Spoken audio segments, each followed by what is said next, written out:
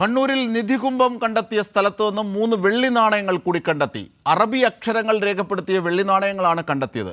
ചെങ്ങളായിയിലെ തൊഴിലുറപ്പ് തൊഴിലാളികൾക്കാണ് നിധികുംഭം ലഭിച്ചത്. കൂടുതൽ വിവരങ്ങളുമായി സന്തോഷ് ചേരുകയാണ്. സന്തോഷ്, നമ്മുടെ മഴക്കുഴി എടുക്കുന്നതിനിടെ നമ്മുടെ തൊഴിലുറപ്പ് തൊഴിലാളികളാണ് ഇത് കണ്ടെത്തുന്നത്. നിധി, ഇതിന് കുറേ വശങ്ങളുണ്ട്. ഒന്ന് പുരാവസ്തുവുമായി ബന്ധപ്പെട്ട ശാസ്ത്രീയ വശം, മറ്റൊന്ന് നാം കഥകളിലും ഒക്കെ കേൾക്കുന്ന നിധി എന്ന് പറയുന്നത് യാഥാർത്ഥ്യമായിരിക്കും എന്ന് പറയുന്ന ഒരു അത്ഭുതം മലയാളിക്കുണ്ട്.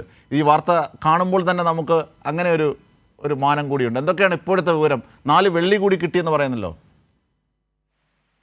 അത് കണ്ണൂർ ചെങ്ങളായി പഞ്ചായത്തിലെ പരിപ്പായിയിലെ റബ്ബർ തോട്ടത്തിൽ ഈ മഴക്കുഴി നിർമ്മിക്കുന്നതിനിടെയാണ് തൊഴിലുറപ്പ് തൊഴിലാളികൾക്ക് ഒരു നിധികുംഭം കിട്ടിയത്. ഒരു പ്രത്യേക തരത്തിലുള്ള പാത്രമാണ് ലഭിച്ചത്. അത് തുറന്നു നോക്കിയപ്പോഴായിരുന്നു ഇതിൽ പഴയ അമൂല്യമായിട്ടുള്ള വസ്തുക്കൾ കണ്ടെത്തിയത്. 13 സ്വർണ്ണ ലോക്കറ്റുകൾ, 17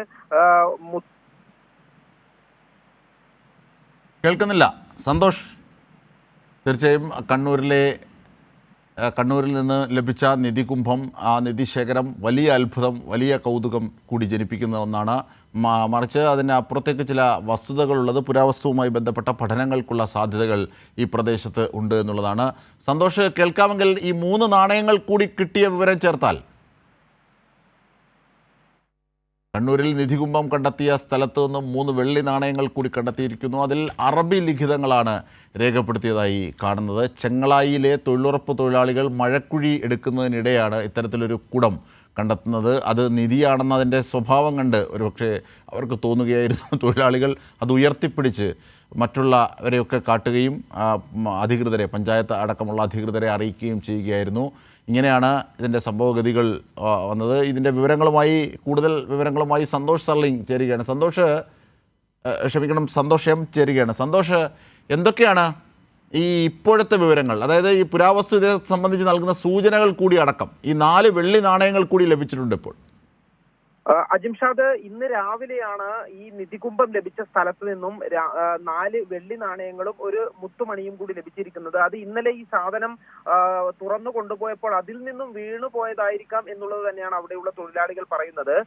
ഏതായാലും ഇപ്പോൾ ഈ ലഭിച്ചിരിക്കുന്നത് സ്വർണ്ണ ലോക്കറ്റുകളും മുത്തുമണികളും പതക്കങ്ങൾ, അതുപോലെ മോതിരങ്ങൾ, പഴയ കമ്മൽ, ചില നാണയങ്ങൾ. ഈ നാണയങ്ങളിൽ അറബി അക്ഷരങ്ങൾ ഉൾപ്പെടെ രേഖപ്പെടുത്തിയ നാണയങ്ങളാണ്. ഇത് എവിടെ നിന്നുള്ളതാണ് എന്നതെല്ലാം ഈ പുരാവസ്തു പരിശോധനകൾക്ക് ശേഷം മാത്രമേ വ്യക്തമാവുകയുള്ളൂ.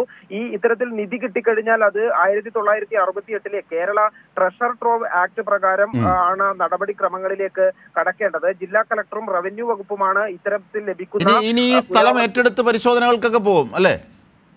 തീർച്ചയായും. നിലവിൽ ഇപ്പോൾ ഇന്നലെ ലഭിച്ചിട്ടുള്ള ഈ നിധികുംഭം അത് ഈ പഞ്ചായത്ത് അധികൃതരെ ഇവർ തൊഴിലാളികൾ അറിയിച്ചു. അതിന് പിന്നാലെ അവർ പഞ്ചായത്തിലെ വാർഡ് മെമ്പർ പോലീസിനെ അറിയിക്കുകയും പോലീസ് ഈ സാധനം കൈപ്പറ്റി തളിപ്പറമ്പ് കോടതിയിൽ ഹാജരാക്കിയിട്ടുമാണുള്ളത്. ഇനി അത് കോടതിയിൽ നിന്നും വാങ്ങി പുരാവസ്തു വകുപ്പ് അതിന്റെ പരിശോധനകൾ ആരംഭിക്കും. അതിനുശേഷം ഇവിടെ ഈ സ്ഥലത്ത് സന്ദർശിച്ച മറ്റു കൂടുതൽ വസ്തുക്കൾ ഉണ്ടോ എന്നതുള്ള കാര്യങ്ങളെല്ലാം തന്നെ പരിശോധിച്ചു നോക്കേണ്ടതുണ്ട്. അതോടൊപ്പം തന്നെ ഇതിന്റെ മൂല്യം, ഇതിന്റെ കാലപ്പഴക്കം തുടങ്ങിയ കാര്യങ്ങളും പരിശോധിക്കേണ്ടതുണ്ട്. ഏതായാലും ഇവിടെയുള്ള ഈ പ്രദേശത്തുള്ള പഴമക്കാർ പറയുന്നത് പഴയ കാലത്ത് ഇത്തരത്തിൽ ഉള്ള അമൂല്യമായിട്ടുള്ള സ്വർണം ഉൾപ്പെടെയുള്ള വസ്തുക്കളെല്ലാം തന്നെ മോഷണം പോകാതിരിക്കാനായി ഇത്തരത്തിലുള്ള പാത്രങ്ങളിൽ സൂക്ഷിച്ച കുഴികളിലും അല്ലെങ്കിൽ ആളുകളുടെ ശ്രദ്ധയിൽപ്പെടാത്ത സ്ഥലങ്ങളിൽ ഒളിച്ചു വെക്കാറുണ്ട്. അതുകൊണ്ട് അത്തരത്തിൽ സംഭവിച്ചതാകാനുള്ള അങ്ങനെയുള്ള ഒരു സാധ്യതയാണ് അവിടെയുള്ള പ്രായമേറിയ ആളുകളെല്ലാം പറയുന്നത്. നേരത്തെയും ഇത്തരത്തിൽ സമാനമായ പല സാധനങ്ങളും പല സ്ഥലങ്ങളിൽ നിന്നും കിട്ടിയ അനുഭവങ്ങളും ഉണ്ടായിട്ടുണ്ട്. ഏതായാലും ഇതിന്റെ കൃത്യമായിട്ടുള്ള പരിശോധന നടത്തിയാൽ മാത്രമേ ഇതിന്റെ കാലപ്പഴക്കം, ഇത് വസ്തുവിന് സ്വർണ്ണമാണോ, സ്വർണം പൂശിയതാണോ, അല്ലെങ്കിൽ വെള്ളി ആഭരണങ്ങളാണോ, അങ്ങനെ തുടങ്ങിയിട്ടുള്ള ഒരുപാട് കാര്യങ്ങൾ ഇനി പരിശോധനയ്ക്ക് ശേഷം മാത്രമേ വ്യക്തമാവുകയുള്ളൂ. ഏതായാലും ഇതൊരു പ്രാധാന്യമുള്ള അല്ലെ കൗതുകകരമായ ഒരു വാർത്തയാകുന്നത് നമുക്ക് കേരളത്തിൽ ഇത്തരത്തിലുള്ള ഒരു നിധി ലഭിക്കുക, അതും തൊഴിലാളികൾ കുഴിയെടുക്കുന്നതിനിടയിൽ ഇത്തരത്തിലുള്ള ഒരു നിധി ലഭിക്കുക എന്നുള്ളതാണ്. ഈ വസ്തുക്കൾ കാണുമ്പോഴും മനസ്സിലാകുന്നത് ഇത് ഒരു ചെറിയ സമ്പാദ്യ ശേഖരം പോലെ തന്നെയാണ് ഉള്ളത്. കുറച്ച് ആഭരണങ്ങൾ, കുറച്ച് നാണയങ്ങൾ, അത്തരത്തിലുള്ള ഒരു സ്വഭാവം തന്നെയാണ് ഇത് ഉള്ളത്. ഒരു പെട്ടിയിൽ അടച്ച് സൂക്ഷിച്ചു വെച്ച നിലയിലാണ് ഉണ്ടായിരുന്നത്. അജിംഷാ, തീർച്ചയായും ഇനി ഇപ്പോൾ പരിശോധനകൾ തുടർന്ന് നടത്തുക സ്വാഭാവികമാണ്. കാരണം പുരാവസ്തു നിയമം അനുസരിച്ച് ആ സ്ഥലം അതിൻ്റെ ചുറ്റുപാടും ഒക്കെ ഏറ്റെടുത്ത് ഖനനം ചെയ്ത് ഉള്ള പരിശോധനകളിലേക്കാക്കും പോവുക അല്ലേ? ഇത് ആരുടെ ഉടമസ്ഥതയിലുള്ള വസ്തുവിൽ നിന്നാണ് ഇത്തരത്തിൽ നിധി കിട്ടിയത്? അജിംഷാദ്, ഇത് ചെങ്ങളായി കണ്ണൂർ ചെങ്ങളായി പഞ്ചായത്തിലെ പരിപ്പായി ഗവൺമെന്റ് LP സ്കൂളിന് സമീപമുള്ള ഒരു സ്വകാര്യ വ്യക്തിയുടെ ഭൂമിയിലാണ് അവിടെ ഈ ഒരു ചേലോറ സുലോചന എന്ന് പറയുന്ന അവരുടെ ഒരു തൊഴിലുറപ്പ് തൊഴിലാളിയുടെ നേതൃത്വത്തിലാണ് ഇത്തരത്തിൽ കുഴിയെടുക്കുമ്പോൾ ഈ സാധനങ്ങൾ കിട്ടിയിട്ടുള്ളത്.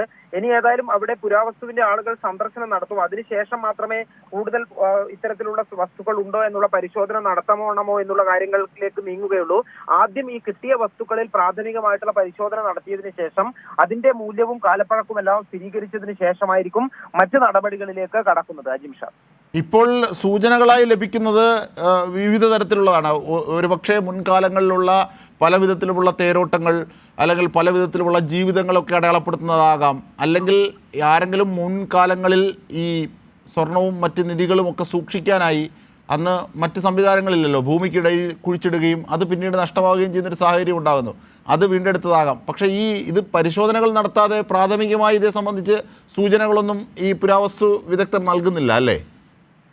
തീർച്ചയായും അത്തരത്തിലുള്ള ഒരു നിലപാടുകൾ, കാരണം ഇതിനെ സംബന്ധിച്ച് കൃത്യമായിട്ടുള്ള നടപടിക്രമങ്ങളും ചട്ടങ്ങളും നിയമങ്ങളും ഉണ്ട്. ഈ ഒരു ട്രഷർ ട്രോവ് ആക്ട് പ്രകാരം മാത്രമേ അതിന്റെ നടപടിക്രമങ്ങളിലേക്ക് കടക്കാൻ കഴിയുകയുള്ളൂ. അതിന് ജില്ലാ കളക്ടർ ഉൾപ്പെടെയുള്ള ആളുകളുടെ അനുമതി ആവശ്യമാണ്. അതുകൊണ്ട് തന്നെ അത്തരത്തിലുള്ള നടപടിക്രമങ്ങളും മാനദണ്ഡങ്ങളും പാലിച്ചു മാത്രമേ മറ്റ് പരിശോധനകൾ നടത്താനുള്ള സാഹചര്യമുള്ളൂ. ഏതായാലും ഇത് ഒരു പ്രാഥമികമായിട്ടുള്ള ഒരു നിഗമനത്തിൽ ഇതൊരു വലിയ നിധി ശേഖരമല്ല. ഇപ്പോൾ ലഭിച്ചിരിക്കുന്നത് വളരെ കുറച്ച് വസ്തുക്കൾ മാത്രമാണ്. അതിന്റെ കാലപ്പഴക്കം നിശ്ചയിക്കണം എന്നുള്ളതാണ് പ്രധാനപ്പെട്ട കാര്യം. സ്വാഭാവികമായും അവിടെയുള്ള പഴയ ആളുകളൊക്കെ പറയുന്നത് ഇത് ഒരു സ്വകാര്യ സമ്പാദ്യം സൂക്ഷിച്ചു വെച്ചതാകാം, മോഷ്ടിക്കാതിരിക്കാൻ എന്നതൊക്കെയുള്ള അഭിപ്രായങ്ങളാണ് പറയുന്നത്. ഏതായാലും പരിശോധനകൾക്ക് ശേഷം മാത്രമേ ഇതിന്റെ മൂല്യം എന്താണ് എന്നുള്ളതിനെല്ലാം സംബന്ധിച്ച വ്യക്തത വരികയുള്ളൂ. അജിംഷാ, പക്ഷെ അങ്ങനെ സ്വകാര്യമാണെങ്കിൽ എങ്ങനെയാണ് ഈ അറബി ലിഖിതങ്ങളൊക്കെ വരുന്നത്? ഇതില് ഇപ്പോൾ അറബി നാണയങ്ങളാണിത്. അറബ് നാണയങ്ങളാണ്. അത് കൃത്യമായിട്ടും മനസ്സിലാക്കിയിട്ടില്ല. ഒരുപക്ഷെ ഇത് അറബി രാജ്യങ്ങളിൽ മുൻപ് ഉണ്ടായിരുന്ന നാണയത്തുട്ടുകൾ ആകാനുള്ള സാധ്യതയുണ്ട്. അവിടെ നിന്നും ഈ നമ്മുടെ മലയാളികളെല്ലാം കാലങ്ങൾക്ക് മുൻപേ തന്നെ പ്രവാസം ആരംഭിച്ചവരാണ്. അതുകൊണ്ട് തന്നെ അത്തരത്തിലുള്ള നാണയങ്ങൾ അവിടെ നിന്ന് കൊണ്ടുവന്നവയാണോ എന്നുള്ള കാര്യത്തിൽ ഉൾപ്പെടെ സംശയങ്ങളുണ്ട്. അത് വായിക്കാൻ കഴിയുന്ന ഒരു സാഹചര്യത്തിലല്ല ഉള്ളത്. കാരണം അതിന് കാലപ്പഴക്കം കൊണ്ട് അതിന് കൃത്യമായിട്ടും വായിച്ച് മനസ്സിലാക്കാനുള്ള ഒരു കഴിയില്ല. അതുകൊണ്ട് തന്നെ പുരാവസ്തു വകുപ്പ് ആയിരിക്കും അതിന് ശാസ്ത്രീയമായിട്ടുള്ള പരിശോധന നടത്തിയതിനു ശേഷം ആ നാണയങ്ങളെ സംബന്ധിച്ചുള്ള കൃത്യമായ വ്യക്തത വരുത്തുക. അജിംഷാ, തീർച്ചയായും ഇനിയുള്ള നടപടിക്രമങ്ങളെ സംബന്ധിച്ച് എന്തൊക്കെയാണ് കളക്ടറും മറ്റ് അധികൃതരും സൂചിപ്പിക്കുന്നത്? തീർച്ചയായും ഇപ്പോൾ ഇതിനോടകം തന്നെ ഇന്നലെ ലഭിച്ച ഈ നിധികുംഭം ഇപ്പോൾ പുരാവസ്തു വകുപ്പ് അതിൽ പരിശോധന ആരംഭിച്ചിട്ടുണ്ട്. ഇനി കൂടുതൽ പരിശോധന നടത്തണമെങ്കിൽ അതിന് ജില്ലാ കളക്ടറുടെ അനുമതി ആവശ്യമുണ്ട്. അത്തരത്തിലുള്ള അനുമതി ലഭിച്ചു കഴിഞ്ഞാൽ മറ്റ് പരിശോധന നടത്തണമോ എന്നുള്ള കാര്യത്തിൽ ആദ്യം തീരുമാനമെടുക്കണം. അതിനുശേഷം അങ്ങനെയുള്ള നടപടികളിലേക്ക് കടക്കുമെന്നാണ് അറിയിച്ചിട്ടുള്ളത്. ശരി, സന്തോഷ് എം ആണ് വിവരങ്ങൾ വിശദാംശങ്ങൾ നൽകിയത്. കണ്ണൂരിൽ നിന്നും കണ്ടെത്തിയ നിധികുംഭം അതിൻ്റെ വിവരങ്ങളാണ്. ഇനി തുടർന്നുള്ള പരിശോധനകളിലേക്കാണ് പുരാവസ്തു നീങ്ങുന്നത്. ആ സ്ഥലമടക്കം അധികൃതർ ബന്ദോബസ്തിലാക്കിയായിരിക്കും പരിശോധനകൾ ഖനനങ്ങളും ഒക്കെ നടത്തുക. തൊഴിലുറപ്പ് തൊഴിലാളികളാണ് ഈ നിധികുംഭം കണ്ടെത്തിയതും നാടിനെ അറിയിച്ചതും. ഇതിൻ്റെ വിവരങ്ങൾ കൂടിയാണ് സന്തോഷ് എം നൽകിയത്.